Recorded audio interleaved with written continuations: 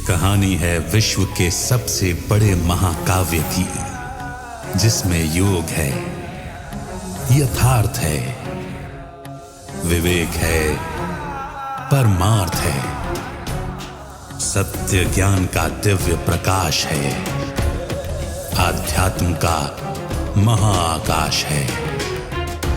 ये दर्पण है हर मन के विवाद का, दृश्य है आत्मा और परमात्मा के संवाद का, मानवता का होता है जिससे उद्धार। यही है सच्ची गीता सार, अंधकार से प्रकाश की ओर।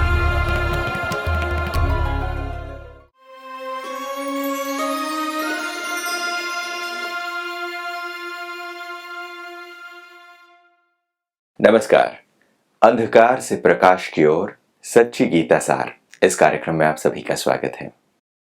हर बार हम गीता से जुड़े हुए कुछ ज्ञान की बातों के ऊपर चिंतन करते हैं। गीता हम पढ़ते भी हैं, पढ़ते आए भी हैं, मगर कभी कभार बस उसका पाठ कर लेने से क्या जीवन में परिवर्तन हो सकता है? उसके अर्थ को समझकर जीवन में धारणा किए बिना सिर्फ किसी चीज के जप कर लेने से, रिचुअलिस्टिकली पढ़ लेने से क्या कोई विद्यार्थी एक कक्षा से दूसरी कक्षा में जा सकता है? यानी चीजों को सिर्फ पढ़ना काफी नहीं है, उसको समझना, उसे याद रखना और उसे धारण करना भी इतना ही इम्पोर्टेंट होता है। शब्दों के इस फेर को अच्छी तरीके से समझने की जरूरत है। क्या शब्द जो बता रहे हैं उसको सही तरीके से अगर हम न समझें तो क्या उसका अर्थ नहीं बदल जाता?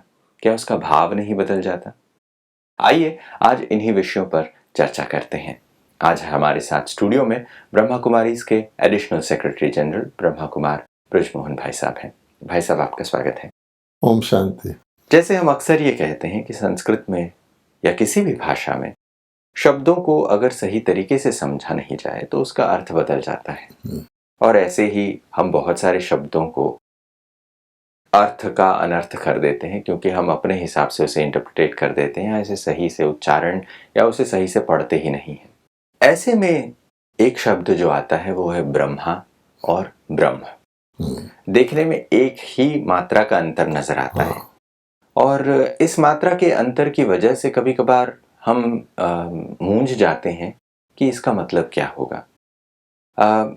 बहुत सारे शब्द जो हम ब्रह्म से मिलते जुलते जो हम लेते हैं वो है ब्रह्मचर्य, ब्रह्म मुहूर्त। ऐसी चीजें सुनने के बाद ऐसा लगता है कि अच्छा, इसे तो हम जानते हैं, मगर क्या हम इसे सही तरीके से समझते हैं? एक प्रश्न उठता है।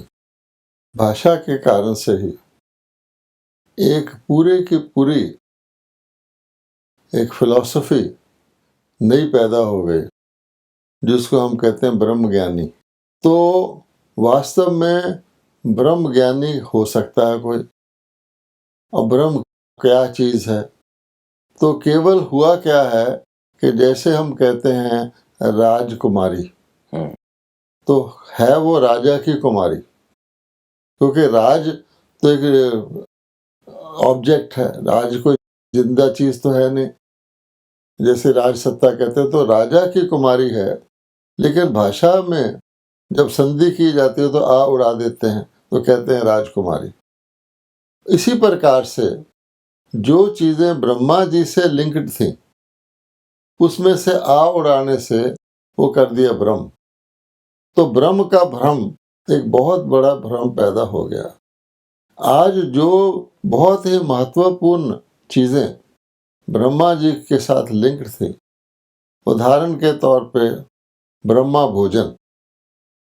अब ब्रह्मा भोजन का अर्थ क्या है कि परमात्मा ने ब्रह्मा के द्वारा गीता में जो सात्विक भोजन बताया, सात्विक, राजसिक, तामसिक बताया है, तो सात्विक भोजन, शाकाहारी भोजन, ताजा भोजन और अच्छी कमाई से अर्जित किया हुआ भोजन, बहुत सारी चीजें उसमें बताई गई हैं। शाकाहारी भोजन, अब वो ब्रह्मा भोजन अर्थात भगवान ने बताया था अन्न का मन पर असर होता है, और अगर तुमने योगी बनना है तो अपने अन्न का बहुत ख्याल रखो। तो एक सात्विक भोजन बताया था तो शिव भोजन तो होता नहीं, कोई निराकार परमात्मा तो भोजन नहीं करते, वो तो भोग लगाओ तो वासना लेंगे। तो ये जो ब्रह्मा भोजन भगवान ने सिखाया था, और आ उड़ाने से वो हो गया ब्रह्म भोज। और आज ब्रह्म भोज का क्या अर्थ होता है कि खूब मिठाइयाँ सिठाइयाँ जोड़ करके ये आज हमारे घर में ब्रह्म भोज है जी। कहाँ वो सात्विक भोजन? तो उड़ाने से उसका जो वास्तविक अर्थ था वो ही उड़ गया। अच्छा, इसी प्रकार से कहते हैं ब्रह्मचर्य। अब ब्रह्मचर्य का कॉमन लोग अर्थ समझते हैं, जिसको कहते हैं सेलिबेसी, क्योंकि भगवान ने कहा है कि काम महाशत्रु है, गीता में यही कहा गया है। और ब्रह्मचर्य का रहस्य आज भी लोग समझते हैं। सन्यासी जो घर बार छोड़ के जबरदस्ती ब्रह्मचर्य का पालन करते हैं, उनका भी सम्मान होता है। कुमारी कन्या होती है, जब तक वो भोगी जीवन में नहीं जाती, उसको चरण धो के माता पिता भी पीते हैं। तो ब्रह्मचर्य का ये अर्थ तो है, लेकिन ब्रह्मचर्य का अर्थ सिर्फ ये नहीं है। असल में वो शब्द था ब्रह्मा आचरण, यानी ब्रह्मा के द्वारा परमात्मा शिव ने कौन सा आचरण सिखाया। अब उस आचरण में तो बहुत आ जाता है, आहार विहार विचार इत्यादि इत्यादि। तो उसको भी उन्होंने ब्रह्मचर्य कह के खत्म कर दिया। अच्छा, फिर एक और शब्द आता है जिसको हम कहते हैं ब्रह्म ज्ञान। अब आप सोचिए, ब्रह्म कोई चीज ही नहीं है, और अगर ब्रह्म कुछ अलग चीज है तो वो कोई जिंदा, कोई आत्मा इत्यादि जैसी चीज नहीं, कोई लाइव चैतन्य चीज नहीं जिसमें ज्ञान हो। तो ब्रह्मा के द्वारा परमात्मा ने जो ज्ञान दिया वो तो गीता ज्ञान है, और अगर आप उड़ा देंगे तो ब्रह्म ज्ञान फिर दूसरी तरह का ज्ञान चल पड़ा जी। तो फर्क हो गया। और एक और शब्द है जिसको हम कहते हैं ब्रह्म मुहूर्त। आजकल बहुत कॉमनली कहा जाता है ब्रह्म मुहूर्त है। वास्तव में उसका भी अर्थ नहीं समझते कि ब्रह्मा जी के द्वारा परमात्मा जब सृष्टि पर अवतरित होते हैं तो एक बहुत ही विशाल तरह का मुहूर्त होता है, अर्थात नई दुनिया का शुरुआत होता है। मुहूर्त माने बिगनिंग, किसी चीज का शुरू करना। तो परमात्मा ने ब्रह्मा के द्वारा, जिसको आदि देव कहते हैं, कि देवताओं के पहले का होने वाला, जिसने देवताओं की दुनिया का मुहूर्त किया, वो ब्रह्म मुहूर्त है। तो सतयुग की स्थापना है, अर्थात आगे हम बताएंगे कि ब्रह्म एक तत्व है, ब्रह्मलोक है जहाँ आत्माएं रहती हैं। तो वहां से पहली बार आत्माएं जो सतयुग में आती हैं वो ब्रह्म मुहूर्त है। और अगर आप एक दिन को लें तो एक दिन में भी होता है कि सात्विक समय होता है, तामसिक समय होता है। नाइट को तामसिक समय कहा जाता है। हर उल्टा काम रात को ही होता है। और शुभ काम जो होता है, किसी ने भक्ति करनी हो, पूजा करनी हो, बच्चे ने पढ़ाई भी करनी हो, तो मॉर्निंग समय को कहा जाता है सतोगुनी समय है, सब चीज सेटल्ड है बुद्धि, तो उसको ब्रह्म मुहूर्त कहा गया। अमृत वेला जिसको कहते हैं, अर्थात ज्ञान अमृत लेने का वेला। नाम तो उसका अमृत वेला है, फिर अन्य अन्य काम में भक्तों के लिए भी हो गया। तो कितना फर्क पड़ गया एक शब्द चेंज करने से। तो जो ब्रह्मा जी का रोल है गुम कैसे हो गया? ब्रह्मा जी ने यज्ञ रचा, अब यज्ञ कौन सा रचा, वो भी अग्नि वाला यज्ञ समझ लेते हैं। तो इस प्रकार से ब्रह्मा जी के द्वारा अति महत्वपूर्ण भगवान ने काम किया। अब जैसे ब्रह्म ज्ञान कहते हैं, अब सरस्वती को ज्ञान की देवी कहते हैं, विजडम, गॉडेस ऑफ विजडम। और सरस्वती को ब्रह्मा की पुत्री दिखाया गया है। शास्त्र ब्रह्मा के हाथ में दिखाए गए हैं, विष्णु की नाभि से निकलता है। अर्थात ज्ञान का, चाहे वो शास्त्र रूप से कहा गया या सरस्वती के द्वारा, कोई डायरेक्ट कनेक्शन है। वो ज्ञान ब्रह्मा में कहाँ से आ गया? तो भगवान कहते कि मैंने दिया। तो सारी बात को उड़ाने से कितना टोटल नुकसान हो गया, और कितनी तरह की पद्धतियां, कितनी तरह की नई नई चीजें निकल आई, अर्थ का अनर्थ हो गया। जैसे आप ब्रह्मचर्य के शब्द के बारे में बता रहे थे, एक मात्रा के बदलने से सारा अर्थ बदल जाता है। गीता के 6th चैप्टर के 16 श्लोक में ये चीज बताया जाता है कि ब्रह्मचर्य की अनिवार्यता के बारे में ये चीज बताई जाती है। बट आज हम ब्रह्मचर्य की अनिवार्यता की बात तो बहुत दूर की है, उसके बारे में भी सोचते हैं तो लोगों को लगता है ये सबसे नहीं हो सकता, ये पॉसिबल नहीं है। यहाँ तक भी हम ये कह देते हैं कि ये सिर्फ सन्यासियों के लिए है, ये सभी लोगों को नहीं करना चाहिए। तो ऐसे में जब गीता ये चीज़ बताती है कि ब्रह्मचर्य की अनिवार्यता बताती है, तो इसके बारे में गहराई से चिंतन करने और सोचने की आवश्यकता है। आपके विचार क्या? कोई भी चीज जब लुप्त हो जाती है तो वो कोई दूसरी चीज निकल आती है, तो जो उसको फॉलो करने वाले हैं जब उनको बताया जाता है कि वास्तविक रूप ये था, वो उसको असंभव ही गिनते हैं। क्योंकि आज देखिए कि ब्रह्मचर्य ये तो बहुत डीप चीज है, मोटे रूप से जिसको हम काम विकार कहते हैं। अब काम को विकार कहा गया है कि नहीं कहा गया है? तो भक्ति में जब प्रेयर करते हैं, मैं मूर्ख खल कामी कहते हैं अपने आप को, तो कौन सी डिग्री में ले जाते हैं? समझते हैं ना कि खल किसको कहा जाता है और मूर्ख किसको कहा जाता है? कि जो व्यक्ति बिल्कुल बुद्धिहीन हो जाए वो कामी है, खुद कह रहे हैं। लेकिन जब उनसे काम विकार की बात की जाती है तो उनकी कोई कसूर नहीं है, क्योंकि वो उस काल की बात कर रहे हैं जहाँ ब्रह्मचर्य को एक एक्सेप्शनल चीज माना गया है। अर्थात लिखा हुआ है तो मानना तो पड़ेगा। जहाँ संतान उत्पत्ति ही विकार से हो, हर व्यक्ति सोचे कि चाहे साधु है या महात्मा, उसका जन्म ही विकार से हो रहा है, वो सोचे कि फिर थ्योरेटिकली वो कहते हैं सारे ब्रह्मचारी हो जाएंगे तो दुनिया कैसे चलेगी। तो उनकी अकल के अनुसार उत्तर देने के लिए तो हम ये कह देते हैं, देखो अगर योगी बनना है तो ब्रह्मचर्य का पालन करो, अगर भोगी बनना है तो आपके लिए जरूरी नहीं है, क्या कहा जाए। लेकिन वो इस बात को कंसीव ही नहीं कर सकते कि एक ऐसा भी समय था, यद्यपि शास्त्रों में लिखा हुआ है नियोग से सृष्टि पैदा होती थी, वेदों में भी लिखा हुआ, लेकिन वो किस प्रकार से पैदा होती थी वो समझते नहीं है। जब ब्रह्मचर्य से पालन करते हुए भी सृष्टि का एक दूसरा सिस्टम था जिसको देवताओं की कहते हैं निर्विकारी, संपूर्ण निर्विकारी, उनकी भी तो वृद्धि होती थी, तो इसलिए उनके कंसेप्शन के बाहर की चीज है। मैं ये कहना चाहता हूँ कि परमात्मा ने गीता में जो ब्रह्मचर्य बताया है ये तो असेंशियल ही है, क्योंकि ये बॉडी कॉन्शियस की चीज है और परमात्मा हमको कहते तुम अपने आप को आत्मा समझो। अगर आत्मा मान के आत्मा में कुछ विशेष सूक्ष्म दिव्य शक्तियां भरनी है, दिव्य गुण भरने हैं, तो ये नहीं चलेगा। ये तो सीधी बात है, भोगी व्यक्ति योगी नहीं हो सकता, वो रोगी हो सकता। लेकिन भगवान ने साथ और भी कुछ कहा, ये अकेला नहीं है। कामेश क्रोधेश, अर्थात क्रोध एक बहुत बड़ा विकार है। अगर आप देखें, अगर वार होती है या एटॉमिक बम इन्वेंट होता है तो उसके पीछे क्रोध होता है ना। अगर आप एंगर हटा दें तो एटम बम पड़ा भी रहेगा तो काम नहीं आएगा। अगर एंगर से ए हटा दे तो डेंजर बन जाता है ना। तो इसलिए भगवान कहता है कि साथ क्रोध है, इसके साथ फिर लोभ भी है, और स्पष्ट कहा है काम क्रोध लोभ नरक के द्वार हैं। तो जिस दुनिया में काम क्रोध लोभ होंगे वो नरक नहीं होगा क्या? तो घोर नरक हो जाएगा। और साथ में मोह और अहंकार भी जोड़ लो तो किस्सा पूरा हो जाता। तो ब्रह्मा आचरण मीन्स वो आचरण जो इन 5 विकारों से मुक्त हो, और इसके बदले में जो इसके ऑपोजिट हैं 5 जो गुण हैं उससे भरपूर हो।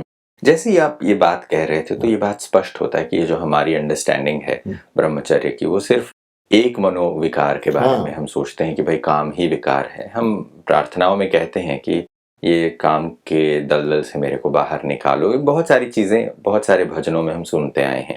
तो वहां पर गीता इसका सोल्यूशन देती है कि भाई ब्रह्मचर्य अनिवार्य है, उसे धारण करो। और फर्स्ट स्टेप है जी, सतयुग में या स्वर्ग में कोई जाना चाहे, सतोगुणी बनना चाहे, तो आपके विचार में अगर वो अहंकारी है तो सतोगुणी हो सकता है, या लोभी है या उसका अटैचमेंट है, मोह है, तो सतोगुणी हो सकता? हो ही नहीं सकता। तो ये 5 इकट्ठे हैं। जी। ये तो जीवन के एक आचरण के बारे में हो गया कि ब्रह्मचर्य का आचरण होना चाहिए, तो वो ब्रह्मचर्य कहलाता है। हालांकि शब्द के बारे में भी हमने चर्चा की कि सिर्फ ब्रह्मचर्य नहीं, वो ब्रह्मा के द्वारा जो बताई गई है उसके आचरण के अनुसार है। अब ब्रह्मा के द्वारा आहार शुद्धि की बात करें, जब आपने कहा ब्रह्मा भोजन जब आपने कहते हैं, तो क्या ब्रह्मा का आहार से क्या संबंध है यहाँ पर? और हम भगवान से जो भी चीज़ खाने के पहले भी अगर हम कहते हैं तो हम कहते हैं कि ये प्रभु प्रसाद है, ये ईश्वर का प्रसाद है, ऐसा हम कहते हैं। तो ऐसे में ये ब्रह्मा भोजन कहना, प्रभु प्रसाद हाँ, कहना, देखिए, इसके संबंध को समझे।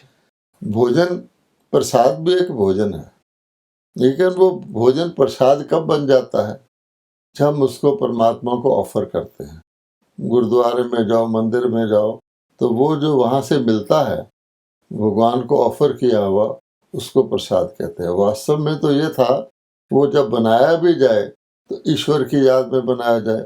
अगर हम अपने घर में भी भोजन बनाते हैं और ईश्वर की याद में बनाते हैं तो वो भी एक प्रसाद हो जाता है, लेकिन हम ये करते नहीं। हमने आइसोलेट कर दिया कि मंदिर वाला प्रसाद है और घर वाला भोजन है, तो अब ज़्यादा टाइम तो घर वाले ही खाएंगे ना, या होटल का खाएंगे तो और भी गया। अब देखिए कि इसका ब्रह्मा से क्या लिंक है।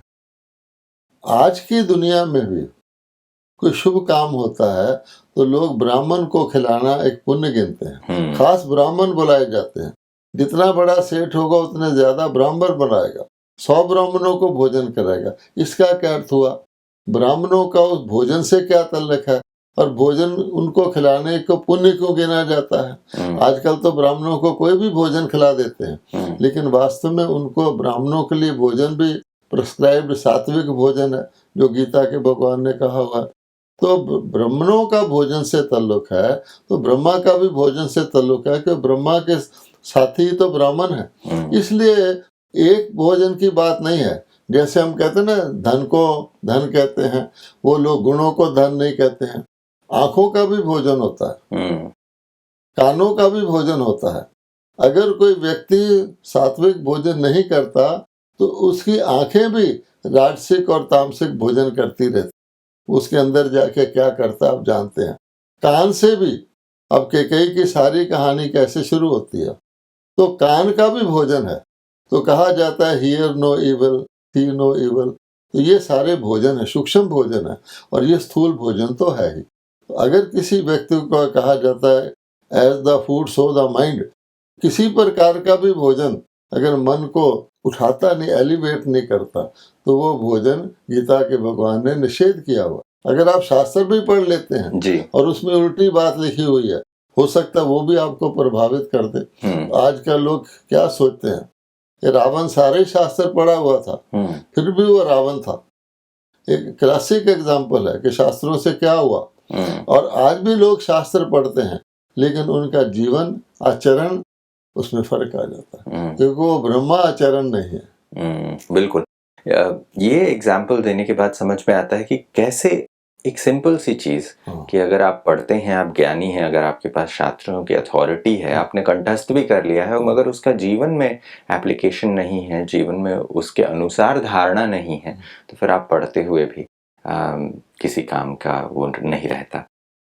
क्योंकि पढ़ाई की हमने बात की, तो ज्ञान को भी ब्रह्मा से जोड़ा जाता है। जैसे आपने पहले भी हमने शब्दों की चर्चा में ये कहा कि लोग कह देते हैं ब्रह्म ज्ञान, किसी व्यक्ति को ब्रह्मज्ञानी भी कह देते हैं। तो ऐसे में ज्ञान का ब्रह्मा की क्या संबंध है? यानी ब्रह्म ज्ञानी तो कौन सा ज्ञान सुनाते हैं, वो दुनिया के अंदर एक संस्था चली हुई है, बंगाल में होते हैं वो लोग। लेकिन ब्रह्म ज्ञान का जो आ लगा दें तो ब्रह्मा ज्ञान हो जाता है, तो ब्रह्मा के पास ज्ञान कहाँ से आया? तो नेचुरली सोचना पड़ेगा, उसके शास्त्र दिखाए तो क्या ब्रह्मा ने शास्त्र पढ़ के ज्ञान सुनाया? सवाल पैदा होता है। तो ब्रह्मा के पास ज्ञान नहीं आया, भगवान ने ब्रह्मा को ज्ञान सुनाया, ब्रह्मा को माध्यम बनाया। सारा ही ज्ञान, मैंने गीता ज्ञान ले लो, आखिर ये गीता ज्ञान जो हमारे अंदर प्रश्न उठता है कि अकेले अर्जुन को सुनाया, उससे फिर क्या हुआ, हम जाके वहाँ मूझ जाते हैं, कोई आंसर ही नहीं मिलता। उसने सुना या जिन्होंने भी सुना, उनको ज्ञान से गति क्या हुई? कहा जाता है बिना ज्ञान गति नहीं, तो ज्ञान से गति कुछ नहीं है। लेकिन भगवान खुद बताते हैं कि मैं ज्ञान का सागर हूँ। अनेक प्रकार के ज्ञान है, वैसे तो दर्जी का भी ज्ञान है, सुई धागे का भी ज्ञान है, डॉक्टरी का भी ज्ञान है, वकील का भी ज्ञान है, लेकिन वो ज्ञान श्रीमत जो सिर्फ भगवान ही दे सकता है, और जो त्रिकालदर्शी है, सत्य को जानता है आगे भी, वो जो ज्ञान सुनाता है वो है ज्ञान जिसको हम गीता ज्ञान कहते हैं। कुछ ना कुछ उसका अंश गीता में है, भगवानोवाच है।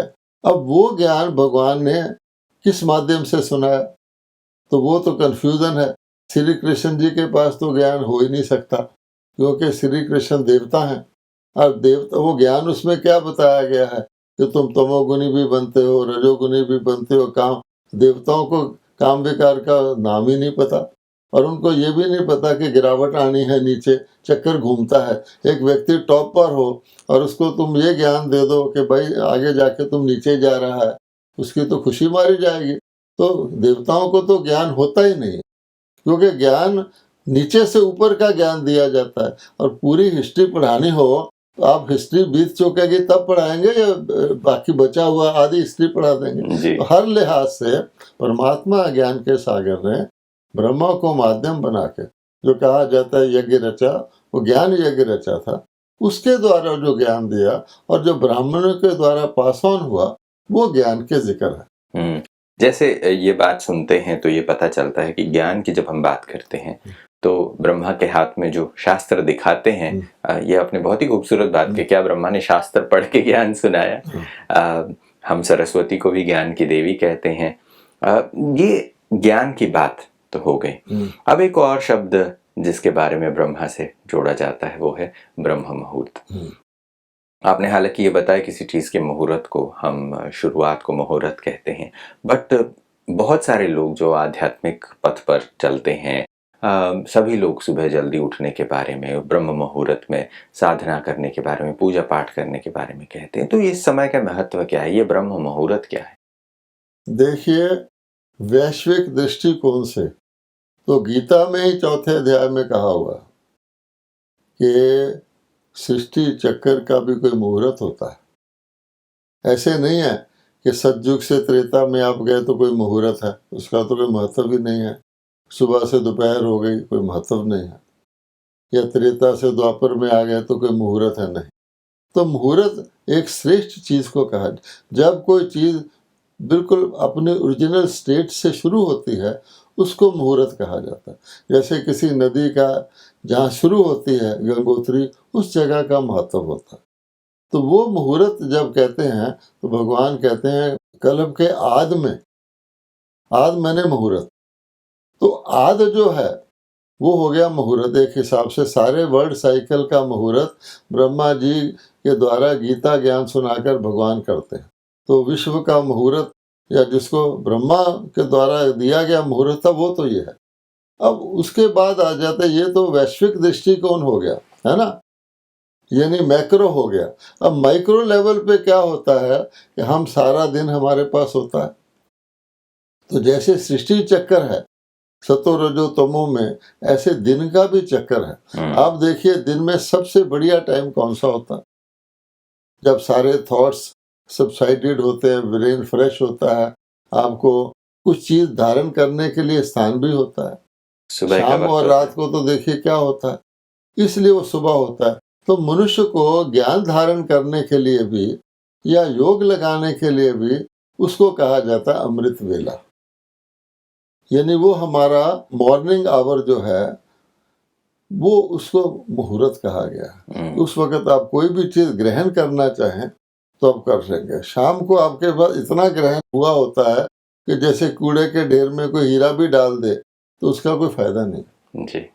फिर अगर श्री कृष्ण जी ने गीता सुनाई होती तो फिर क्या होता? कृष्ण ज्ञान, कृष्ण भोग, कृष्ण आचरण, कृष्ण मुहूर्त। भाव यह है कि फिट नहीं बैठता कृष्ण जी का किसी भी हिसाब से। ब्रह्म कुमारियां यानी हैं वो ब्रह्मा कुमारियां, लेकिन दुनिया का कोई भी व्यक्ति आएगा तो ब्रह्म कुमारी कहेगा, वो कहेगा ब्रह्मा कुमारी कहना ही गलत है। इसीलिए इन सारे शब्दों में हम ब्रह्मा शब्द को जोड़ते हैं। बहुत ही खूबसूरत चर्चा हुई है आज, वक्त इतना ही इजाजत देता है। कुछ और भी विषयों पर इस पर चर्चा आगे जारी रखेंगे, मगर आज आप समय निकाल कर आए और ये विजडम हमारे साथ शेयर किया, इसके लिए आपका बहुत बहुत धन्यवाद। नमस्कार। ओम शांति। दोस्तों, हमने समझा कि कैसे एक छोटी सी गलती, एक मात्रा को यहाँ से वहाँ कर देना सारे शब्द के अर्थ को बदल देता है। और शायद ऐसी कितनी गलतियां हमने की हैं, शब्दों को सही अर्थ में नहीं समझा, जिसकी वजह से हमें अपने सही अंडरस्टैंडिंग से चूकना पड़ा। आशा करते हैं कि आज की कड़ी में जो तार्किक उत्तर आपको मिले हैं, जो समझ बूझ के साथ और वास्तविकता में जो चीज़ें हो रही हैं, वो अगर आप समझ पा रहे हो तो फिर आपका भी चिंतन चल रहा होगा। सिर्फ चीज़ों को पढ़ने से हम ज्ञानी नहीं हो जाते, और ज्ञान होते हुए भी, शास्त्रों को पढ़ने के बाद भी रावण जीवन में आचरण को ले आना बहुत ही आवश्यक है। अगर आचरण तब होगा मगर जब हम उन चीज़ों को अच्छी तरीके से समझ सकेंगे। तो आशा करते हैं कि आज भी अंधकार से प्रकाश की ओर सच्ची गीता सार में ये समझ मिला ही है, ये प्रकाश मिला है। आज के लिए बस इतना ही। अगले एपिसोड में फिर मुलाकात करेंगे। तब तक के लिए नमस्कार।